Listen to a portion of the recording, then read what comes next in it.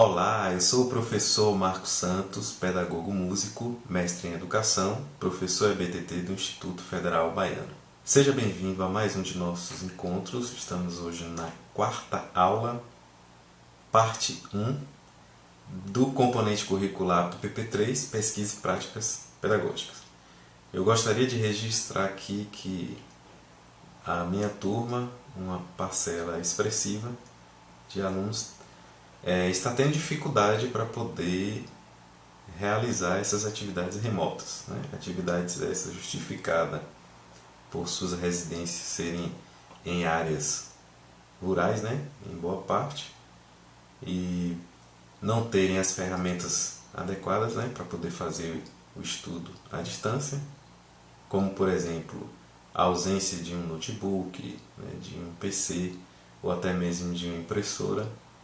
E os estudos acabam se limitando em dispositivos móveis como o celular, por exemplo, em que o aluno tem que fazer leitura dos textos digitalizados e assistir aos vídeos, né? Aí a gente tenta, dentro do possível, compreender, né, as dificuldades que eles têm e estabelecer opções alternativas para que esse aluno tenha condições de dar continuidade aos seus estudos.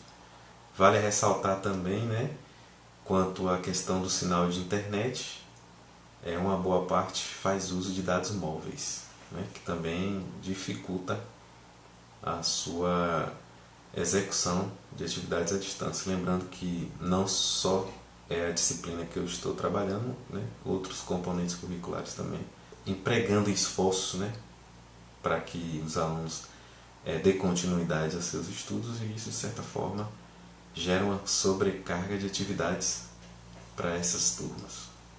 Então eu quero registrar essa situação, tá bom? Com relação ao nosso último encontro, nós, na primeira parte da aula, tratamos sobre dos conflitos à aculturação. Temos aí a interculturalidade, que para além de uma relação de tolerância e respeito entre diferentes culturas, existe uma relação dialógica, né, e a busca de uma universalidade ética a posteriori. Também a compreensão, né, sobre o conceito, né, de minoria social, e finalizamos com o Plano Nacional de Educação e a sua abordagem a respeito da diversidade.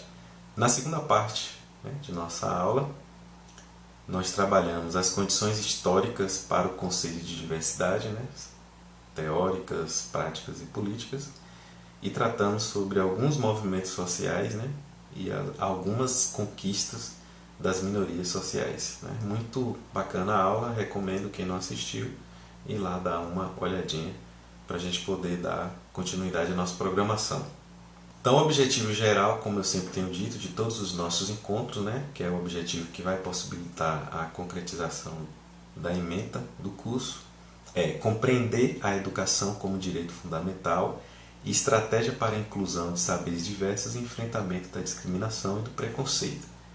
Esse elemento, né, de compreender a educação, né, enquanto direito fundamental é algo que é perceptível, né, nos nossos encontros em que esse aspecto está sendo materializado.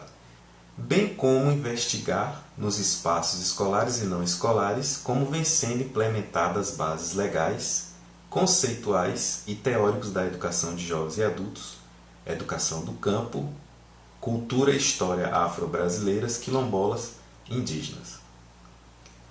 Especificamente, né, o objetivo do nosso encontro de hoje é reconhecer as diversidades no meio escolar como elemento pedagógico para aceitação e valorização da diversidade, meio educacional de superação dos históricos preconceitos que têm levado à exclusão social, especialmente de minorias sociais, e resultado de conquistas de movimentos sociais mundiais. Por fim, compreender, em linhas gerais, as diretrizes curriculares nacionais para a educação das relações étnico-raciais e para o ensino de história e cultura afro-brasileira e africana, e também as diretrizes curriculares nacionais para a educação escolar indígena.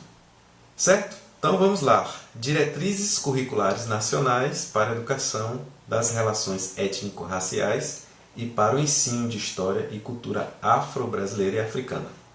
Quero esclarecer aqui que as diretrizes elas são parâmetros pelas quais as formulações de políticas públicas devem se referenciar.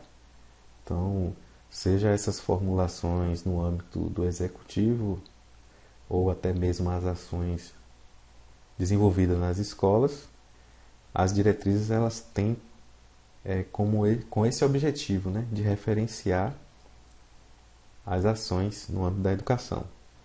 Agora, embora elas não sejam lei, as diretrizes têm todo um embasamento legal, né? Ou seja, elas apresentam leis que lhe dão suporte jurídico. Então vamos lá. O primeiro artigo traz: a presente resolução institui diretrizes curriculares nacionais para a educação das relações étnico-raciais e para o ensino de história e cultura brasileira e africana, a serem observadas pelas instituições de ensino que atuam nos níveis e modalidades da educação brasileira, em especial por instituições que desenvolvem programas de formação inicial e continuada dos professores. Então, são todas as instituições que trabalham com a educação básica. Então, inclui a rede privada e a rede pública também. E aí coloca assim uma especialidade para aquelas instituições que já desenvolvem programa de formação, essas formação inicial e continuada de professores. Essas têm ainda uma responsabilidade maior nas instituições dessas diretrizes. O étnico-raciais, né, que eu venho falando desde o primeiro encontro, é interessante fazer aqui uma breve explanação, que o étnico se refere à etnia e raciais se refere à raça, né? A raça, por sua vez, ela tem uma forte vinculação com questões biológicas, né? Porque, por sua vez, são todos aqueles elementos do fenótipo do ser humano, né? Tem a ver com a pigmentação da pele, com a textura do cabelo, né? Com os traços fisionômicos característicos, né? De um determinado povo. Então, são características mais relacionadas ao aspecto físico. E o étnico está muito relacionado à questão cultural, à questão da linguagem, né, das expressões e manifestações culturais. Parágrafo 1º. As instituições de ensino superior incluirão nos conteúdos e disciplinas e atividades curriculares dos cursos que ministram a educação das relações étnico-raciais, bem como o tratamento de questões e temáticas que dizem respeito aos afrodescendentes, no termos explicitados no parecer CNE-CP 3 de 2004. Né? CNE é o Conselho Nacional de Educação, CP Conselho Pleno.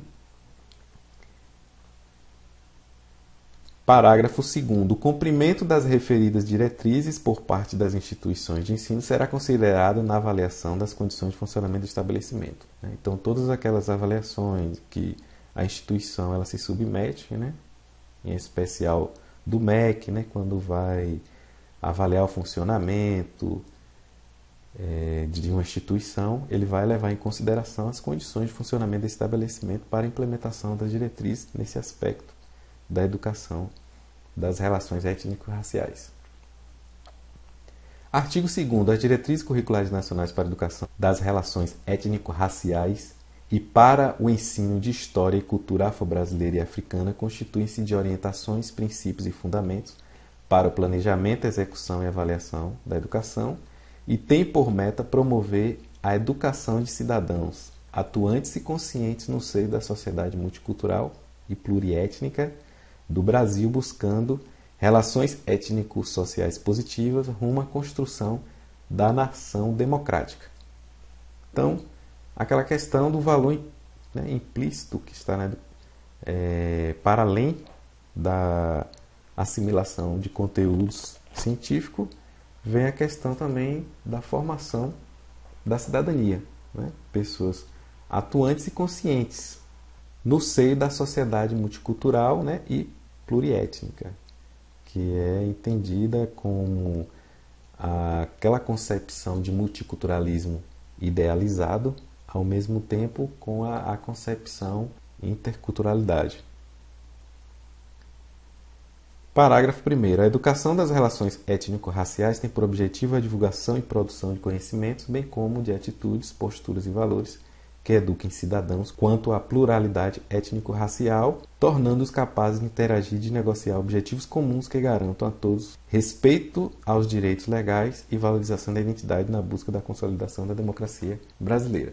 Pode ver que faz sempre uma chamada, né, para a necessidade da consolidação da democracia, né? Como a gente já vem discutindo, essa relação que se estabelece de maneira dialógica, produtiva, entre os diferentes, entre as microculturas de uma escola, elas tendem a promover esses espaços democráticos, possibilita esses elementos que faz com que a democracia ela flua nas relações construídas entre os atores sociais. Parágrafo 2º. O ensino de História e Cultura afro-brasileira e africana tem por objetivo o reconhecimento e valorização da identidade histórica e cultura dos afros brasileiros, bem como a garantia de reconhecimento e igualdade de valorização das raízes africanas da nação brasileira ao lado das indígenas, europeias e asiáticas. Então, assim, a diretriz curricular ela não quer sobrepor a cultura afro-brasileira, a cultura africana sobre as demais, de forma alguma. Quer tanto valorizar e reconhecer quanto qualquer outra cultura, né? As indígenas, as europeias, as asiáticas, a cultura de outras influências que incidem sobre o Brasil, enfim, é um processo de conhecer, né, essas diferentes culturas para poder reconhecer e valorizar. Parágrafo 3º. Caberá aos Conselhos de Educação dos Estados, do Distrito Federal e dos municípios desenvolver as diretrizes curriculares nacionais instituídas por essa resolução, dentro do regime de colaboração e da autonomia de entes federativos e seus respectivos sistemas. Então, por sua vez, cada sistema, né, através de seus conselhos de educação, juntamente com as suas secretarias de educação, devem instituir um plano de ação, né, para que, vamos dizer assim, fomente o desenvolvimento, né, de atividades, de planejamento nas escolas, com fins de materializar essas diretrizes. Artigo 3º. A educação das relações étnico-raciais e o estudo de história e cultura afro-brasileira e história e cultura africana será desenvolvida por meio de conteúdos, competências, atitudes e valores a serem estabelecidos pelas instituições de ensino e seus professores, com apoio e supervisão dos sistemas de ensino, entidades mantenedores e coordenações pedagógicas, atendidas às indicações, recomendações e diretrizes explicitadas no parecer CNE-CP 003/2004. Então, como foi dito, né, o apoio e supervisão parte dos sistemas de ensino expressos nos conselhos de educação e nas secretarias. Por sua vez, atinge os estabelecimentos, né, as instituições de ensino, em que devem estar fomentando o desenvolvimento de seus conteúdos, de competências, atitudes, valores, ou seja, o planejamento, né, do processo didático-pedagógico em função mesmo de materializar essas diretrizes.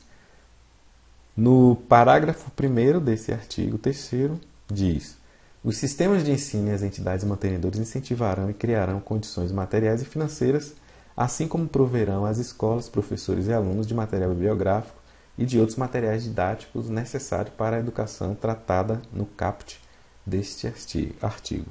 Então, não é só o apoio e a supervisão, mas também vamos dizer assim, um suporte financeiro para que haja material bibliográfico didático que sejam ferramentas auxiliares, né, para o professor poder, juntamente com sua equipe pedagógica, desenvolver as suas atividades. Parágrafo 2º. As coordenações pedagógicas promoverão o aprofundamento de estudos para que os professores concebam e desenvolvam unidades de estudos, projetos e programas abrangendo os diferentes componentes curriculares. A parte da coordenação pedagógica ela se torna extremamente fundamental para que isso aconteça. Ela que vai, de certa forma, organizar os materiais de estudo, vai nos planejamento, nos encontros, nos estudos coletivos, dos professores, estabelecer o ritmo, né, de estudo, quais são os conteúdos, quais são os aprofundamentos, quais são as abordagens, que tipos de planejamento deverão ser instituídos. No parágrafo 3º, o ensino sistemático de história e cultura afro-brasileira e africana na educação básica, nos termos da Lei 10.639/2003, refere-se em especial aos componentes curriculares de educação artística, literatura e história do Brasil. Então,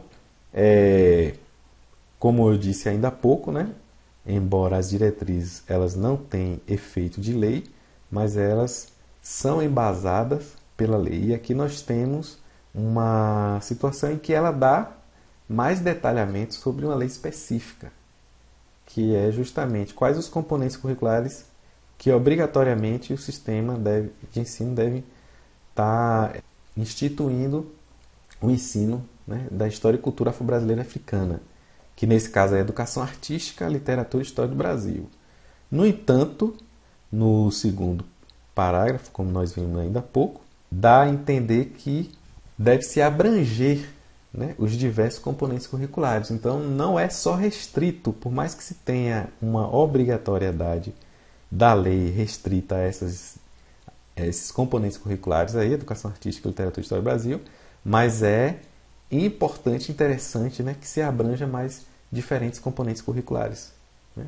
Aquela possibilidade de transversalidade que a temática de diversidade, por sua natureza, ela tende a imprimir no exercício das demais disciplinas.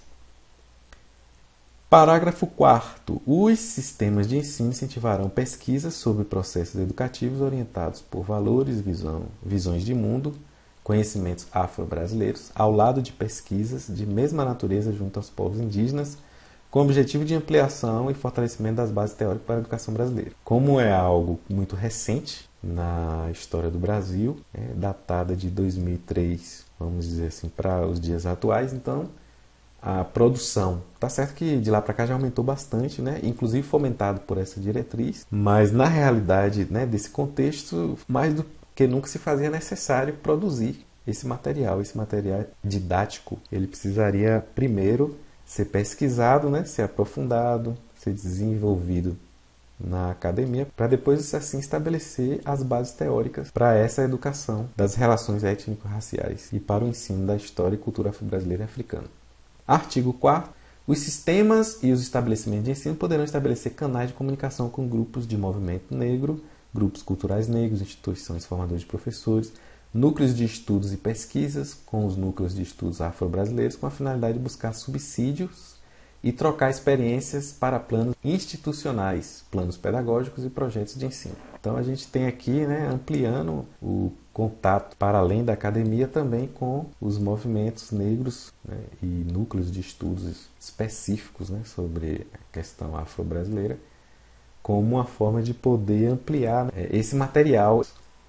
Artigo 5º. Os sistemas de ensino tomarão providência no sentido de garantir o direito de alunos afrodescendentes de frequentar estabelecimentos de ensino de qualidade, que contenham instalações e equipamentos sólidos e atualizados, em cursos ministrados por professores competentes no domínio de conteúdos de ensino e comprometidos com a educação de negros e não negros, sendo capazes de corrigir posturas, atitudes, palavras que impliquem desrespeito e discriminação. Então, esse tipo de diretriz, como qualquer outra diretriz, ela vai incidir também sobre a necessidade do aprimoramento da formação de professores. É preciso a formação de professores contemplar, né, essa nova demanda, mas antes da formação de professores é preciso desenvolvimento de estudos específicos, né, sobre essa temática, a interação com movimentos sociais, com núcleos de estudos, né, específicos dessa temática também favorece para que